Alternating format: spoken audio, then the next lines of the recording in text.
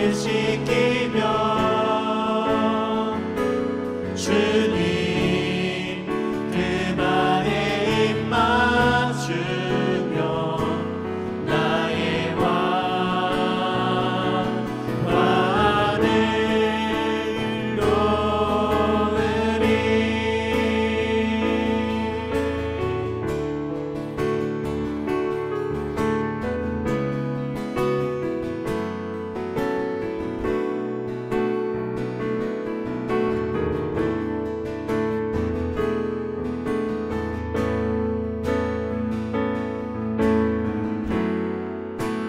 주 나의 사랑 그 발 앞에 앉아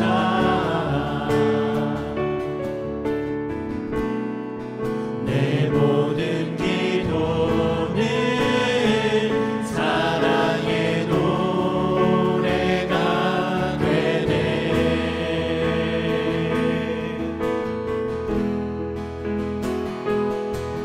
주의 옷자락 만지며 주의 두 발을 씻기며 주님 그 발에 입 맞추며 나의 왕관을 놓으리. 주의 옷자락 만지며 주의 두 발을 씻기며 주님 그 발에 입 맞추며 나의 왕관을 놓으리. 주의 옷자락 만지며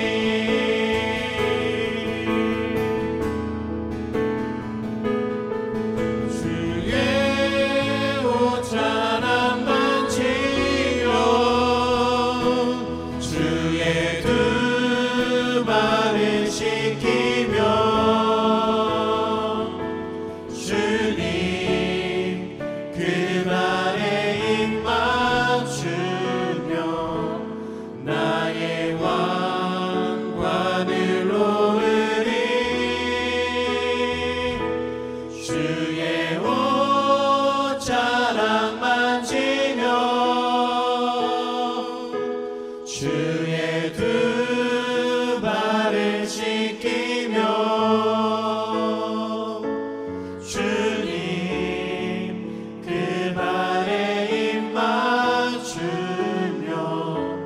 나의 왕관을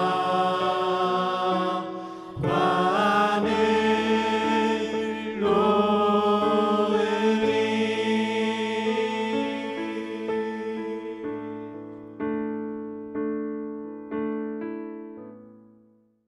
이 시간 우리에게 주시는 하나님의 말씀은 누가복음 1장 27절에서부터 31절까지의 말씀입니다. 누가복음 1장 27절부터 31절까지의 말씀, 우리 함께 말씀을 봉독하도록 하겠습니다. 시작. 다윗의 자손 요셉이라 하는 사람과 약혼한 처녀에게 이르니 그 처녀의 이름은 마리아라. 그에게 들어가 이르되 은혜를 받은 자여 평안할지어다. 주께서 너와 함께 하시도다 하니 처녀가 그 말을 듣고 놀라 이런 인사가 어찌함인가 생각하며 천사가 이르되 마리아여 무서워하지 말라. 네가 하나님께 은혜를 입었느니라. 보라 내가 잉태하여 아들을 낳으리니 그 이름을 예수라 하라. 아멘. 2010년대 초반에 성서 유적 탐사가로 알려져 있는 로널드 와이어트라고 하는 분이 예레미야 선지자가 숨겨놨다고 하는 시드기야의 동굴 안에서 이 법궤 하나님의 상자를 발견했다 하는 것이 많은 이 동영상이 만들어져서 많은 그리스도인들이 시청을 했던 기억이 있습니다. 신앙적으로 저는 이거 좀 문제가 많은 것이라고 생각합니다. 이런 주장이 가지고 있는 신앙적으로 신학적으로 이게 좋은 그 신앙적인 운동은 아닙니다. 이건 사실 어찌 생각하면 기독교에 있는 이설에 불과한 것이 과학적이나 성서 고고학적이라고 무슨 그 작업이 나왔다. 이렇게 생각하실 일은 사실 아닙니다. 여기에 너무 큰 관심을 갖지 않으셨으면 좋겠습니다. 여러분, 예수님께서 이미 그의 죽음을 통하여서 성전의 예배 자체를 다 폐하셨습니다. 그리고 예레미야 선지자를 통하여서 예레미야 선지자 아예 분명하게 말씀을 하지요. 다시 성전이 지어지게 될 때에는 하나님의 법궤, 이 언약궤에 대한 관심도 사라지게 될 것이다. 여러분, 예수님이 지성소와 성소 사이에 있는 이 천막을, 그 커튼을 자르심으로 하나님께 나아가는 그 길들을 다 열어놓으셨는데, 우리가 너무 불건전하게 이런 고고학이란 이름으로, 이 과학적인 발견이란 이름으로 이런 것에 너무 관심을 갖는 건 좋은 일이 절대 아닙니다. 근데 어떻든 목사이기 때문에 꼼꼼하게, 예수님과 관련되는 글이 나왔고 그런 발견이 됐다고 하니까 꼼꼼하게 글들을 읽다가 좀 깜짝 놀랐던 부분이 있었습니다. 이분이 주장하시는 내용입니다. 이 법궤를 발견된 곳이 지지대 흔적이 있고, 지지대 흔적에 따라서 위로 올라가 보면 예수님께서 골고다에서 이 흘리신 그 예수님의 골고다 십자가가 있는 그 자리에, 그 자리가 갈라져서 거기서 예수님의 피가 흘렀다는 겁니다.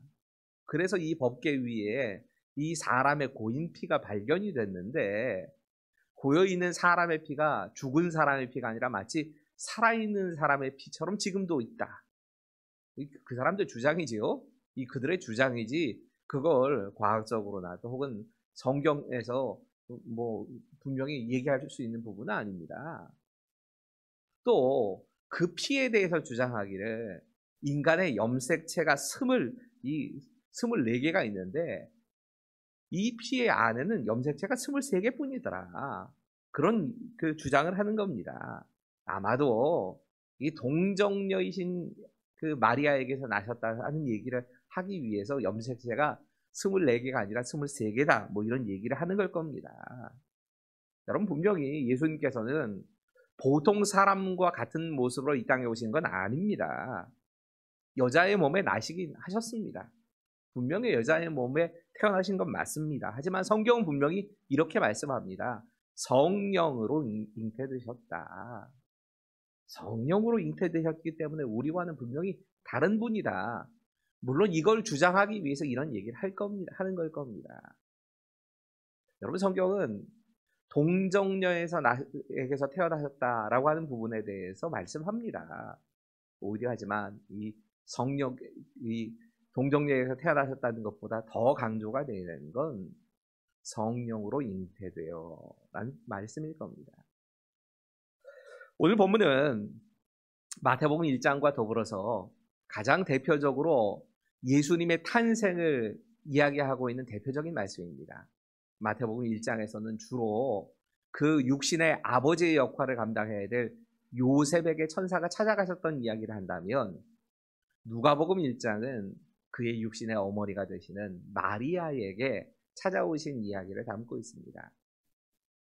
우리가 이 두 가지의 본문을 통하여서 알 수 있는 이 동정녀 탄생에 대한 이야기가 있습니다. 오늘 본문도 말씀하고 있고 마태복음도 말씀하고 있는 것은 요셉과 마리아가 정혼한 상태에서, 오늘 본문은 약혼이라고 우리가 이해하기 쉽게 번역을 했습니다. 하지만 정혼이란 표현이 더 맞는 말입니다. 우리 약혼보다는 훨씬 더 강한 개념이 있습니다. 보통 결혼을 하기 1년 전에 이 사람의 신부가 된다라고, 또 이 사람이 나의 신랑이 된다 하는 것을 알리기 위해서 정혼을 했습니다.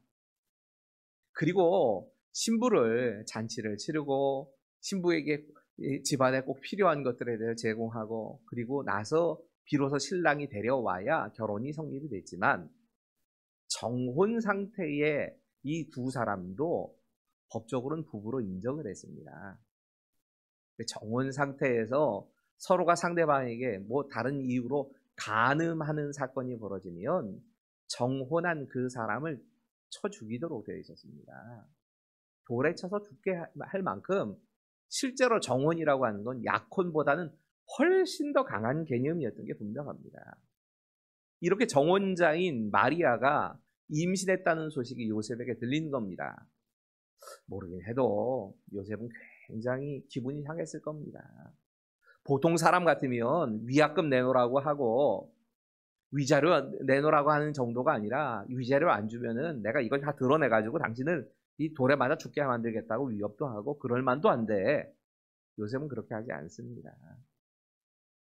성경은 요셉이 의로운 사람이라서 그 사실을 알고도 조용히 끊으려고 했다고, 드러내지 않고 조용히 해결하려고 했다고 말씀하고 있습니다. 그런 요셉에게 천사가 찾아오신 겁니다. 천사가 찾아와서는 말씀합니다. 내 아내는 성령으로 잉태된 것이다. 다른 남자에 의해서 임신이 된 것이 아니라 구약 성경에 이사야가 말씀했던 그 말씀처럼 내 아내에게 찾아온 그 아이는 성령으로 잉태된, 처녀가 잉태하여 아들을 낳는 그 일이 지금 내 아내인 마리아에게 벌어졌다. 이 사실을 알려주는 겁니다. 여러분, 이 말씀, 정혼자가 뻔히 있는 마리아가 성령으로 잉태되어 임신이 되었다라고 하는 이 사건은 사실 우리의 이성으로는 이해가 잘 안 되는 말씀입니다. 근데 이 동정녀의 탄생, 동정녀를 통하여서 탄생하신 성령의 잉태하심에 의해서 동정녀를 통하여 나셨다고 하는 이 말씀이 가지고 있는 중요한 메시지가 분명히 있습니다. 오늘은 그 부분만 생각해 보려고 합니다. 첫 번째 우리가 찾아봐야 될 메시지입니다. 같이 읽지요. 시작. 동정녀 탄생은 전능하신 하나님에 대한 우리의 믿음의 고백입니다. 여러분, 저는 맹목적인 신앙은 굉장히 위험하다고 생각합니다. 바르게 알고 신앙생활하는 것은 굉장히 필요한 일입니다. 중요한 건 우리가 바르게 알고 신앙생활을 해야 되는 게 맞지만 때로는 우리의 이해 수준을 뛰어넘는 하나님의 역사를 만날 때가 있습니다. 우리가 아무리 이해하려고 해도 하나님에 대해서 또 하나님의 하시는 일에 대해서 다 이해할 수 없는 겁니다. 이게 인간이 우리의 한계입니다. 이런 일들을 만날 때 우리가 어떻게 받아들여야 하는가? 사실 동정녀 탄생은 이것에 대한 답을 우리에게 주고 있는 겁니다. 사실 성령으로 잉태되었다고 하는 게 인간의 머리로 이해가 됩니까? 안 되는 겁니다. 아버지가 없이 처녀가 동정녀인 상태로 아들을 낳았다. 이게 이해가 되십니까? 분명히 남성과 여성이 만나서 성적인 관계를 가지고 그래서 임신이 정상적으로 이루어지는 게 정상이지요. 그런데 마리아의 임신은 그런 것이 아니었다고 말씀하고 있는 겁니다. 여러분, 이건 이해가 안 되는 게 정상입니다. 성령께서 처녀에게 이 처녀를 임신시키셨다고 하는 일이 역사상 이때 한 번밖에 없는 겁니다. 그 전에도 있을 수가 없는 일이고 그 후에도 있을 수 없는 일입니다. 그러니 인간의 과학적인 상식을 가지고는 이해가 안 되는 게 맞습니다. 하지만 이해하지 못했다고 해서 믿을 수 없다? 그것도 아닙니다. 여러분, 우리는 우리의 이해를 뛰어넘는 하나님의 영역이 있다는 것을 인정하면서 사는 사람들입니다. 우리가 믿는 것은 나의 이해력이 아닙니다. 우리가 믿는 건 하나님입니다. 여러분이 동정녀 탄생에 대해서 이 고백이 있기 이전에 우리는 하나님에 대해 고백했습니다. 그 하나님을 이렇게 고백하지요. 전능하사 천지를 만드신 하나님. 우리는 그 하나님을 고백하는 사람들입니다. 전능하시고 그 전능하심으로 이 세상에 아무것도 없는 상태에서 창조를 이루신 하나님, 그 하나님을 우리는 믿는 사람들입니다. 이걸 믿지 않는 사람들은 당연히 처녀의 몸에 남자가 없이 아이가 잉태된다는 걸 이해할 수가 없습니다. 받아들일 수가 없습니다. 우리도 이해는 못합니다. 하지만 전능하신 하나님이 그 일을 하셨다고 하면 믿을 수는 있는 겁니다. 사실 동정녀 탄생은 우리가 진짜 하나님을 어떤 분으로 믿는가 하는 것에 대한 믿음의 고백입니다. 내가 전능하신 하나님, 창조주이신 하나님을 믿는다면 나는 이해하지 못해도 하나님의 아들이 이 땅에 오실 때에 처녀의 몸에 성령으로 잉태되었다는 것도 받아들이고 믿을 수 있습니다. 이 동정녀 탄생에 대한 또 하나의 메시지는 이것입니다. 같이 읽지요. 시작. 예수님의 성령으로 잉태되심은 하나님의 말씀이 이루어진 결과입니다. 여러분, 성경은 하나님의 계획이 오랜 시간 동안 하나님의 역사 속에서, 하나님이 이루어가시는 그 역사 속에서 하나하나 진행되어 왔고, 그 진행되어 온 하나님의 역사가 지금 이 순간에 이루어졌다고 말씀하고 있습니다. 가만히 생각해 보면, 우리가 마태복음 읽다 보면, 누가복음도 그러지만 마태복음은 조금 더 자세하게 나오기 때문에 마태복음은 아브라함과 다윗의 자손 예수 그리스도의 세계라는 말씀으로 시작이 됩니다. 그래서 이 예수님의 탄생 이전에 아브라함에서부터 14대에 이르는 다윗까지의 그 역사를 사람 이름 각각 하나를 조명하면서 말씀하지요. 다윗에서부터 이 스룹바벨에까지, 스룹바벨에서부터 또 예수님 때까지를 이렇게 나누어 놓고, 역사를 이렇게 나누어 놓으면서 그 역사의 흐름 속에 요셉이 있고 그 흐름 속에 예수님이 탄생하시는 이야기를 쭉 진행을 해갑니다. 특별히 이 예수님의 역사를, 예수님의 탄생을 이야기하면서 다윗과 아브라함이라고 하는 두 사람을, 아주 성경의 대표적인 이 두 사람에 대해서 이야기를 합니다. 여러분, 아브라함의 시대에 하나님께서 말씀을 통해서 독자인 이삭을 하나님께 믿음으로 순종하고 바치려고 했던 그 아브라함에게 약속하십니다. 내 씨를 통하여서 세계 만국이 복을 받게 하시겠다. 이게 예수님 전으로 따지면 한 적어도 2000년은 됩니다. 그 예수님이 탄생하시기 2000년 전부터 아브라함을 통하여서 하나님께서 약속의 말씀을 주셨고, 그 약속의 말씀이 드디어 때가 되어서 예수님에게 이루어졌다는 겁니다. 성경 곳곳에서는 예수님께서 메시아가 되시는 그분이 다윗의 후손으로 오시게 될 것이라는 걸 말씀합니다. 그래서 예수님이 이 6월절에 예루살렘 성전에 들어갈 때에 사람들이 종려나무 가지를 흔들면서 다윗의 자손 예수여, 다윗의 이름으로 오시는 이여, 이렇게 부르는 겁니다. 예수님이 그 다윗의 후손인 요셉 그 가문에서 태어나셨다라고 하는 것을 쭉 설명하고 있는 겁니다. 그 예언의 말씀이 지금 이사야서 7장 14절의 말씀처럼 메시아가 오시는 것으로 완성이 됐다는 겁니다. 이사야 7장 14절 같이 읽죠. 시작. 그러므로 주께서 친히 징조를 너희에게 주실 것이라.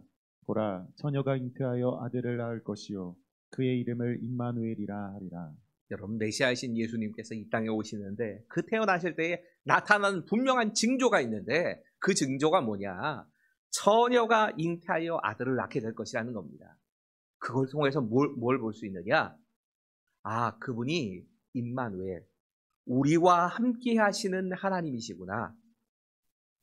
다르게 표현한다면 지금 우리의 삶에도 하나님이 함께 하신다는 증거가 바로 이 동정녀의 탄생을 통해서 증명이 된다는 겁니다.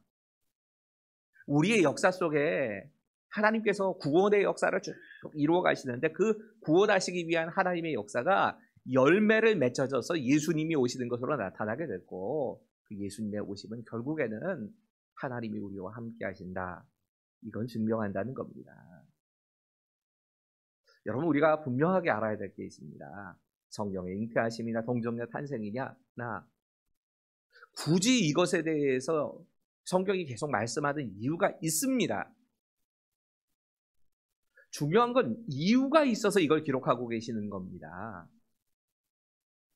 많은 사람들이 이 동정녀 탄생이나 성령의 잉태하심을 과학적인 무슨 호기심쯤으로 자꾸 접근을 합니다. 그러니까 자꾸 딴소리가 나오는 겁니다. 그러니까 로널드 와이어트 같은 사람이 주장하는 그런 주장들이 우리의 마음을 흔들어 놓는 겁니다. 성령을 통해서 잉태되셔야 하는 이유를 따지는 게, 성경은 그 이유를 설명하려고 하시는 것이지 왜 오셨는가를 말씀하시는 거지 어떻게 그 일이 이루어졌는가를 말씀하고 있지 않습니다. 어떻게를 말씀하지 않는다는 얘기는 우리가 이해할 수 없는 수준이라는 얘기입니다. 우리가 아무리 증명하려고 해도 이건 알 수 없는 영역이란 얘기입니다. 그럴 때를 만나면 우리는 함부로 하나님의 영역을 알겠다고 덤비지 않아야 됩니다. 괜한 호기심 부릴 필요 없습니다. 성경이 이야기하고 있는 게 왜 성령으로 잉태하셨는가를 말씀한다면 우리의 관심은 왜에 있어야 하는 겁니다. 같이 한번 읽어보지요. 같이 읽습니다. 시작. 하나님이 하신 일에 대한 우리의 관심은 어떻게가 아니라 왜 그렇게 하셨는가에 있어야 합니다. 여러분 성경 읽을 때 어떻게라는 관심을 가지고 대하다 보면 이해할 수 없는 것들이 굉장히 많습니다. 그리고 그 말씀이 주신 의미도 전혀 알 수 없습니다. 성경은 대부분이 어떻게에 대한 대답을 위해서 주어진 책이기보다는 왜 그렇게 하셨는가, 이것에 대해서 더 많이 말씀합니다. 오해하지 마십시오. 과학적인 호기심이나 주장 자체를 묻어버리라는 얘기가 아닙니다. 우리가 우리의 신앙을 하나님께서 질서의 하나님이시고 과학을 만드신 하나님이시기 때문에 질서나 과학을 통하여서도 하나님의 신비나 하나님께 하신 일에 대해서 조금 이해하는데 도움이 됩니다. 또 과학자들 같은 경우에 그런 연구를 하시는 것들이 자신의 신앙을 생각한다면 참 귀한 일인 게 맞습니다. 그런데 어떤 문제에 있어서는 하나님께서 과학을 뛰어넘어서 일하실 때가 있습니다. 하나님은 창조주이시기 때문에 과학의 질서 정도로 하나님의 일들을 다 이해할 수 없는 부분이 있습니다. 이런 경우입니다. 바로 이런데 이걸 과학적으로 증명하려고 하고 무슨 고고학적으로 증명하려고 하다가 이상한 데로 자꾸 빠지는 겁니다. 분명히 하나님은 과학적인 것에 대해서 만드신 분이시고 그렇기 때문에 과학을 통해서 다 하나님에 대해서 조금 그림자는 알 수 있는 게 사실입니다. 이 사람이 만들었다고 하는 이 과학이라고 하는 게 따지고 보면 하나님이 창조하신 그 창조 질서를 조금씩 발견하는 것뿐입니다. 별거 아닙니다. 우리의 기준과 우리의 상식으로는 도저히 알 수 없는 그런 하나님의 역사도 있다는 겁니다. 그럴 때는 어떻게가 아니라 왜 하나님이 이 일을 하셨는가, 여기 주목해야 하는 겁니다. 신학에서는 전통적으로, 이 신앙적으로는 동정녀 탄생 그리고 성령의 잉태하심에 대해서 세 가지로 해석을 합니다. 이 세 가지 해석에 대해서는 말씀을 좀 나눠야 될 것 같습니다. 첫 번째입니다. 같이 읽지요. 시작. 예수님께서 동정녀의 몸에서, 즉 사람의 몸에서 나신 것은 우리를 구원하실 메시아는 참 인간이셔야 하기 때문입니다. 성경은 인간의 대표였던 아담의 범죄로 말미암아 죄가 시작되었다고 말씀합니다. 그리고 아담이 대표였기 때문에 그 아담이라고 하는 대표 그 다음에 태어나는 모든 사람들은 다 죄 가운데서 태어나게 된다고 말씀합니다. 이게 성경의 기준입니다. 다시 누군가 그 아담이 지은 죄로부터 벗어나게 하기 위해서는 온전한 인간의 대표가 죄도 없고 하나님의 말씀에 완전하게 순종하는 이런 인간의 대표가 있어야 구원에 이를 수 있다고 말씀합니다. 여러분, 동정녀의 몸에서 탄생하셨다고 하는 이 말씀은 예수님께서 우리와 똑같은 인간의 한계를 가지고 인간의 몸을 입고 이 땅에 오셨다, 이 사실을 말씀한 겁니다. 초대교회 시대에는 예수님의 기적을 직접적으로 체험한 사람들이 굉장히 많았습니다. 그리고 예수님께서 보내신 우리가 진짜 상상할 수 없을 만한 기적들이 성령님을 통하여서 계속 일어났습니다. 초대교회 사도들을 통해서 일어났습니다. 그러다 보니까 그들이 믿고 있는 그 예수님은 그냥 단순히 인간이 아니다. 저분이 인간이 아니고 그냥 신이다 라고 생각하는 사람들이 많았습니다. 인간이라고 하는 인간성에 대해서 아예 부정을 해버린 사람들이 많았습니다. 다 이단으로 정죄됩니다.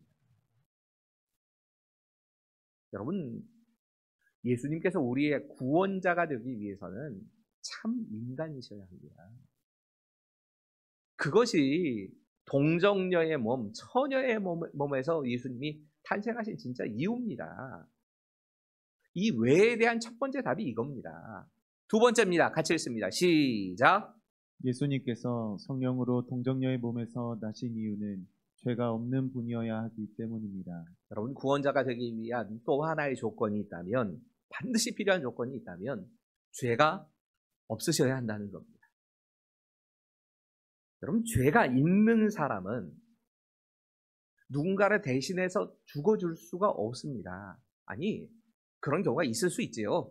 부모가 너무너무 사랑해서 자녀를 위하여 대신 죽는 일이 있을 수 있습니다.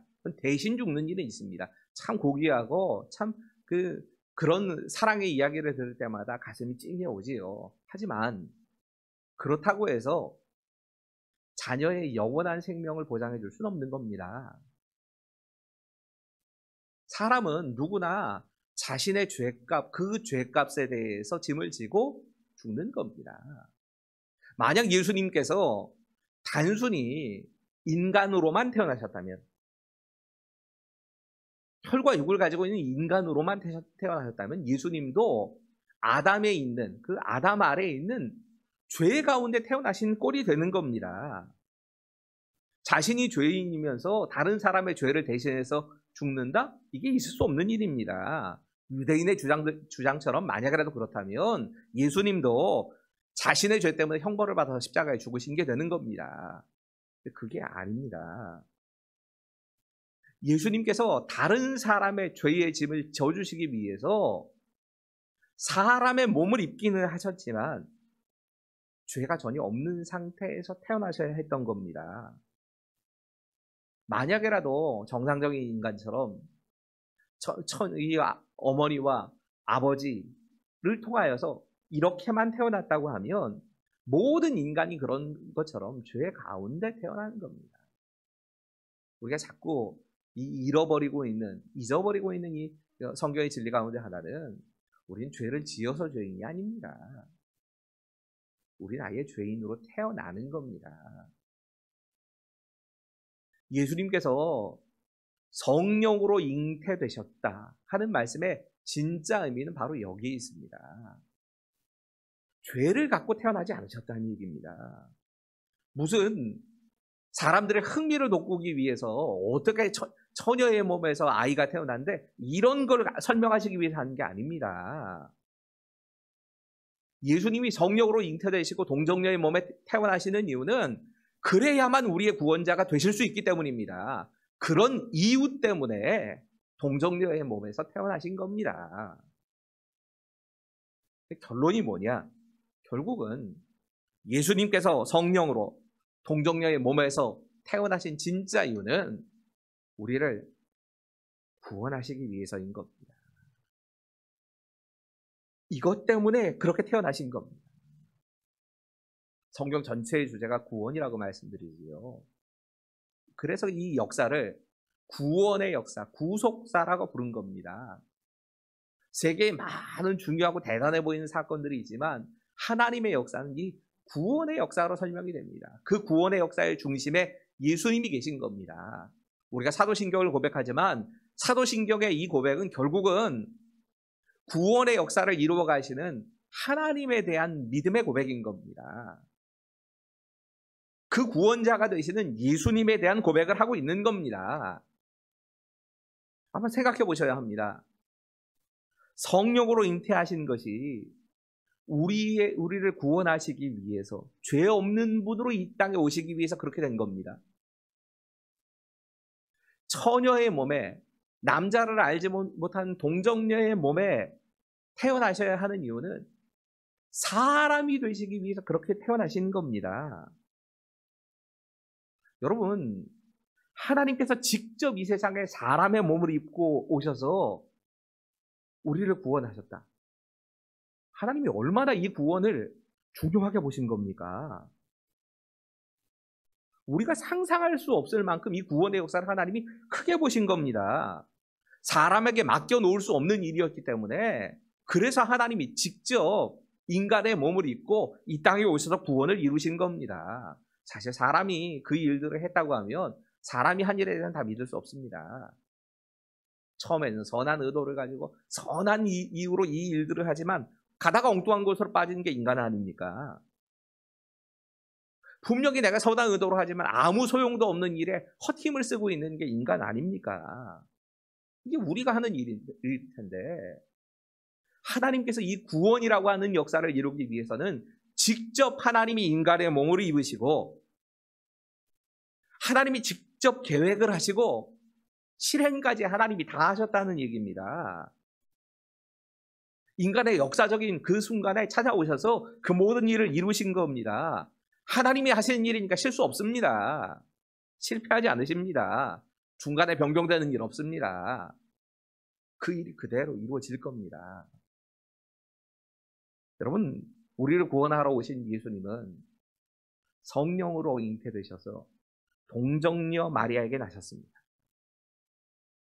예수님은 참 사람으로 오셨고, 그러면서 죄가 없는 분으로 이 땅에 우리에게 오셔서 우리의 구원을 이루시는 것입니다.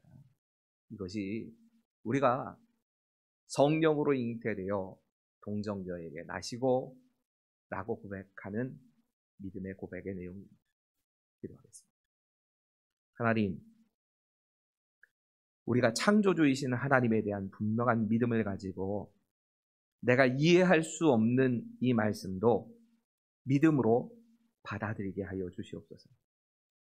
우리는 분명히 이해할 수 없지만 하나님은 계속해서 우리의 삶 속에 역사하고 계시고, 그 역사하시는 하나님의 진짜 일하시는 이유는 우리의 구원을 위함임을 늘 기억하며 살아갈 수 있도록 주님 도와주시옵소서. 그 구원을 이루기 위해 인간의 몸을 입으시고, 그 구원을 이루기 위해 성령으로 잉태되셔서 이 땅에 오신 그 예수님을 정말 기쁨으로 환영하며 영접하며 살아가는 하루하루가 될 수 있도록 주님 도와주시고, 그 예수님께서 나의 구원자가 되심을 날마다 입술로 삶으로 고백하며 살게 하여 주시옵소서. 우리와 늘 함께 하시며 우리를 지키시고 인도해 주시는 우리 구주 예수 그리스도의 이름으로 감사하며 기도하옵나이다. 이 시간 함께 말씀을 생각하시면서 함께 기도하시기를 소망합니다. 첫 번째 기도 제목입니다. 우리의 이해를 뛰어넘는 하나님의 일하심을 믿고 신뢰하는 삶을 살아가게 하여 주시라고 우리 함께 기도하기를 소망합니다. 우리의 삶이 살아가는 동안 지치고 쓰러지는 것이 아니라, 하나님에 대한 신뢰를 잃어버리는 것이 아니라, 오로지 나의 상식을 뛰어넘는 하나님의 섭리를 발견하며 그 속에서 믿음을 굳건하게 다지는 삶이 되도록 인도하여 주시라고 우리 시간 함께 목소리를 모아 함께 기도하도록 하겠습니다. 기도하시겠습니다. 사랑해 주님 감사합니다. 하나님, 정말 하나님께서 일하시는 것은 우리의 이해와 우리의 상식을 뛰어넘는 것임을 우리는 알고 또한 그렇게 살아가기를 소망합니다. 하나님, 주님께서 우리의 이해를 뛰어넘는 그런 사역을 행하실 때 그것을 완전히 굳건하게 믿고 신뢰하며 나아갈 수 있는 우리의 삶이 되도록 주님이 인도하여 주시옵소서. 주께서 붙드실 때 끝까지 사랑하신 하나님의 그 섭리를 발견하게 하여 주시고, 우리 가운데 주시는 하나님의 은혜를 경험하며 그 가운데 거하며 그 믿음 붙잡고 죄의 옷자락 붙잡고 끝까지 이루어지며 우리의 삶과 우리의 믿음을 포기하지 않는 그런 삶같은 우리에게 허락하여 주옵소서. 하나님, 우리의 이해와 우리의 지식으로는 이해되지는 않지만 그 가운데 일하시는 하나님의 섭리는 너무나도 신비롭고 아름다움을 우리가 경험하게 하여 주시고, 그것이 우리의 신앙의 우리의 삶의 간증으로 완성되게 하여 주셔서 정말 하나님께서 기뻐하시는 삶으로 빚어져갈 수 있는 그런 은혜를 또한 우리에게 허락하여 주시기를 소망합니다. 하나님, 우리가 살아가는 동안 정말 우리에게 더욱더 간절하고 기쁨일 수 있는 그런 삶으로 나아갈 수 있도록 인도하여 주옵소서. 주님께서 우리의 삶에 인도하여 주시옵사오니 주님의 기도를 기쁘게 여기며 주시옵소서. 두 번째로 함께 기도하기를 소망합니다. 이 시간 함께 기도하실 때 참 인간의 모습으로 오시기 위해 우리 예수님은 동정녀에서 태어나셨음을 오늘 말씀을 통하여 들었습니다. 이제 우리가 그 모습을 바라보며 나를 위해 죄 없이 희생의 길로 나아가신 그 길에, 그 사역에 내 삶을 새겨 기억하는 그런 삶으로 살아가게 하여 주시라고, 그 십자가의 길에 내가 동참할 수 있는 그러한 용기와 그러한 결단을 내게 허락하여 주시라고 우리 시간 함께 기도함으로 나가도록 하겠습니다. 함께 기도하시겠습니다. 사랑해 주님 감사합니다. 주님께서 우리에게 인간의 모습으로 오신 것은 정말 우리의 죄를 용서하시기 위하여, 우리의 죄를 감당하시기 위한 것을 이 시간 말씀을 통하여 우리가 묵상하였습니다. 하나님, 주님께서 전적으로 인도한 몸을 통하여 이 세상에 태어나신 것은 오히려 죄 없으신 인간으로 이 땅에 태어나시기 위한 힘을 우리가 말씀을 통하여 알았습니다. 하나님, 주님께서 이렇게 행하신 까닭은 정말 우리의 죄를, 정말 모든 죄를, 과거의 죄와 현재에 대한 우리의 죄를 해결하시기 위하여 아버지 그것을 감당하시기 위한 이렇게 하셨다는 사실을 우리가 오늘 말씀을 통하여 알았습니다. 주님, 이 말씀 우리에게 허락하여 주셨으니 이 말씀을 결단함으로 살아가는 우리 모두 오늘도록 주님 인도하여 주시옵소서. 하나님께서 이 말씀을 통하여 우리에게 결단하게 해주신 만큼 정말 우리에게 주신 귀한 믿음을 따라 쫓아 아버지 하나님의 삶의 길을 인도하여 주시고, 아버지 하나님께서 나를 위하여 제 인생의 길을 나아가신 그 십자가의 길을 우리가 따라 걸어가는 우리의 믿음으로 나아갈 수 있도록 지금 붙들어 주시기를 간절히 소망합니다. 사랑의 주님께서 우리가 함께 하셔서 하나님 영광만 하고 수 있는 그런 영광대로 제 뜻대로 제 성으로 제 계획대로 살게 나아갈 수 있도록 주님 인도하여 주옵소서. 우리 세 번째로 이렇게 함께 기도하기를 소망합니다. 우리가 예수님의 보혈의 능력으로 누리게 된 확실한 구원의 은혜를 기억하며 하나님의 자녀다운 삶을 살아갈 수 있는 힘과 능력을 주시옵소서. 우리 기도 제목을 가지고 함께 기도하기를 소망합니다. 우리의 능력이 아니라 하나님의 보혈의 능력으로 말미암아 우리가 구원을 얻었음을 다시 한번 고백하는 삶이 되도록 인도하여 주시라고 우리 시간 함께 입술을 모아 기도하도록 하겠습니다. 기도하시겠습니다. 사랑해 주님 감사합니다. 우리가 예수님의 보혈의 능력으로 말미암아 이 세상에 어떤 것과도 비교할 수 없는 오직 유일한 구원을 얻었음을 아버지 하나님께 고백하며 나아갑니다. 하나님, 주의 능력, 주의 보혈의 능력으로 말미암아 우리를 구원하셨으니 그 보혈의 능력 안에, 그 보혈의 능력 안에 우리가 거하게 하여 주시고, 아버지 하나님께서 인도하신 대로, 아버지 하나님께서 우리 위하여 헌신하신 대로 우리 위하여 그 몸을 버리신 것만큼 아버지 하나님 그 길을 바라보며 그것을 목격하며 그것을 마음에 새기며 살아가는 귀한 삶이 될 수 있도록 주님 인도하여 주옵소서. 하나님께서 예수 보혈의 능력으로 말미암아 우리를 하나님의 자녀된 삶으로, 성민의 삶으로 불러주심을, 성도로서의 삶으로 살아가게 하여 주셨음을 이 시간 믿음으로 고백하며 나아갑니다. 하나님, 주께서 우리에게 주셨으니, 우리에게 이러한 삶을 허락하여 주셨으니 우리가 무너지고 아버지가 넘어지는 것이 아니라 행여나 좌절하고 쓰러지다 할지라도 주를 향한 믿음만큼 우리가 포기하지 않는 그러니까 주의 군사로서, 주의 백성으로서, 주의 성민으로서, 주의 성도로서의 삶을 살아가며 감당을 할 수 있는 그런 힘과 능력 주님 우리에게 허락하여 주셨소서. 아버지 하나님, 우리가 살아가고 우리가 감당을 있는 것은 우리의 힘과 능력으로는 불가능한 것이라고 고백합니다. 오늘 주께서 주신 능력을 말미암아 우리 모든 것을 감당을 할 수 있어니 아버지 하나님께서 우리에게 감당할 만한 힘과 능력을 우리에게 날마다 부어주시옵소서. 그 내 자기 넘치도록 넘치는 주의 은혜 가운데, 은혜의 강에 내 자신을 던지며 내 삶을 던지며 낚을 수 있는 아버지 그런 삶을 누릴 수 있도록 주님 인도하여 주시옵소서. 하나님의 능력이 곧 내가 나의 능력이 되게 하시고 하나님의 바라보는 곳에 나의 시선을 드는 귀한 삶으로 살아갈 수 있도록 인도하여 주시옵소서. 우리 시간 네 번째 기도 제목을 함께 나누기를 소망합니다. 우리 시간 함께 기도하실 때 코로나19의 종식을 위해서 다시 한번 기도하기를 소망합니다. 코로나로 인하여 고통당하는 환우들과 또 일선에서 수고하는 모든 의료진들과 그리고 자원봉사자들에게 그들이 건강을 걸고 헌신할 그런 삶 가운데 하나님께서 책임져 주셔서 속히 코로나 이 사태가 종식될 수 있도록, 그리하여 우리가 주님을 마음껏 예배하는 그 순간이 빨리 올 수 있도록 우리 시간 코로나 종식을 위하여 마음 모아 함께 기도하도록 하겠습니다. 기도하시겠습니다. 사랑의 주님 감사합니다. 하나님, 이 시간 우리의 상황을 바라봅니다. 코로나 때문에 고통당하고 있는 모든 주님의 자녀들을 바라봅니다. 하나님, 이 상황 가운데서 하나님께서 섭리하시고 하나님께서 일하시고 계신다는 사실을 우리는 알고 믿음으로 나아갑니다. 하나님, 주께서 이 상황 가운데 모두 개입하셔서 상황과 여건들 가운데 순간들 가운데 하나님의 뜻과 하나님의 일하심을 우리가 발견하게 하여 주시고 그 속에 하나님의 영광이 일하시는 그 영광이 드러나게 하여 주셔서 많은 사람들이 하여금 하나님의 형상을 아버지 목격하며 그 가운데 하나님의 영광 가운데 다시 돌아오게 하는 귀한 역사를, 그것을 우리가 경험하며 그것이 역사되심 우리가 체험할 수 있는 귀한 시간도 될 수 있도록 주님 인도하여 주옵소서. 아버지, 코로나를 극복하고자 고통당하는 환우들을 바라봅니다.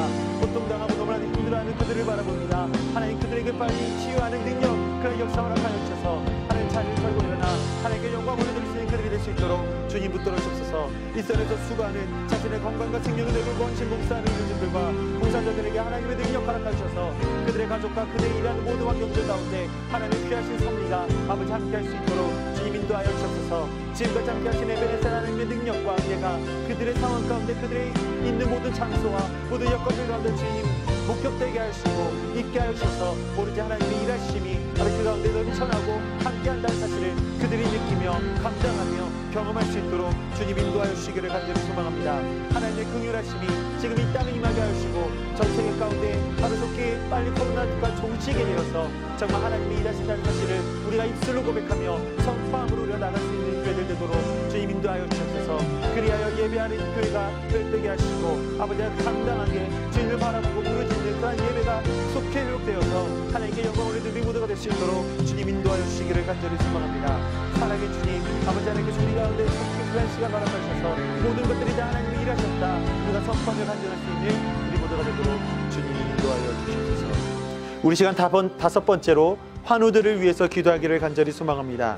이 시간 건강하게 주님 바라보고 예배하고 싶은 환우들이지만 하지만 병상에서 고통당하여 그러지 못하는 그들의 상한 심령을 주께서 돌봐주셔서 하나님께서 요아라파 치유하시는 그 손길을 그들의 환부에 대셔서 속히 치유하시고 저 병상을 털고 일어나 주님께 더욱더 영광 올려드릴 수 있는 그들의 삶이 될 수 있도록 우리 시간 환우들을 기억하시면서 함께 목소리를 모아 중보함으로 기도하도록 하겠습니다. 기도하시겠습니다. 사랑의 주님 감사합니다. 하나님 이 시간 환우들을 위하여 기도합니다. 아버지 그들의 뜻대로 된 것이 아니라 그들의 상황 가운데 살아가는 가운데 고통당하며 아버지 병을 얻게 되어 침상을 눕게 되고 아버지 안에 병 때문에 고통당하며 누워있는 자신을 발견하며 자괴감을 느끼고 고통당하고 있는 그 심령들을 주께서 바라보시고 긍휼히 여겨주시기를 간절히 소망합니다. 주님 요하께서 정말 그들의 삶 가운데 그들의 침상 옆에 찾아가셔서 아버지 그들을 위로하여 주시고 상한 심령과 그들의 육신을 돌봐주셔서 하루 속히 상한 심령과 그들의 아픈 마음들이 있다면 주께서 위로하여 주시고 하나님의 따뜻한 손길과 하나님의 위로하심이 그들의 마음 가운데 온전히 퍼져나갈 수 있도록 주님 인도하여 주옵소서. 하나님이 그들을 치유하실 수 있는 분은 아버지 오직 한 분 하나님이심을 고백합니다. 하나님 그들을 위하여 함께 기도하는 성도들의 기도를 들으셔서 우리의 기도가 향기로운 향기 되게 하셔서 정말 하나님의 정말 전에 하나님의 보좌 앞에 이르는 향기로운 성도들의 향기가 되어 하나님의 깊은 시간의 기도로 아버지 주님께 상달될 수 있도록 주님 인도하여 주시옵소서. 하나님 우리의 기도가 능력이 되어 하나님의 능력이 되어 아버지 환우들에게 전달되어 줄 수 있도록 주께서 친히 우리 가운데 감당할 수 있는 기도의 능력, 중보의 기도의 능력을 허락하여 주시기를 소망합니다. 아버지 하나님께서 그들 가운데 함께 하셔서 아버지 하나님 그들이 당하는 모든 고통들이 그들의 삶의 간증으로 완성되어 그들이 치료받고 하나님 앞에 다시 나오는 그 순간 하나님께서 나를 치유해 주셨고 하나님께서 나를 인도해 주셨노라 고백할 수 있는 그런 삶으로 속히 회복될 수 있도록 주님 인도하여 주셔서 아버지 하나님께 모든 삶과 여건을 맡겨드립니다. 그들의 상황을 회복시켜 주시기를 원합니다. 하나님께서 그들과 함께 하셔서 그들이 부끄러움을 당하는 것이 아니라 그들의 수치 가운데 있는 것이 아니라 아버지 하나님을 자랑하고 아버지 하나님을 나의 주님으로 선포하며 고백할 수 있는 삶으로 속히 회복될 수 있도록 주님 동행하여 주시옵소서. 우리 마지막으로 주님께서 여러분들에게 주시는 또한 우리에게 주시는 각자의 기도 제목을 가지고 함께 기도하시기를 소망합니다. 이 시간 우리가 나를 위하여 또는 우리를 위하여 정말 우리에게 주시는 기도 제목을 통하여 우리의 사랑을 나누기를 원하십니다. 정말 우리 시간 함께 기도하시면서 주님 나보다 나의 기도 제목을 더 잘 아시는 하나님께서 나를 위하여 정말 말할 수 없는 탄식으로 기도하시는 것 알지만 우리가 먼저 치열하게 주님 앞에 기도함으로 나갈 수 있는 우리 자신이 되게 하여 주시라고 우리 시간 함께 우리 기도 제목을 놓고 함께 기도함으로 나갈 수 있었으면 좋겠습니다. 함께 기도하시겠습니다.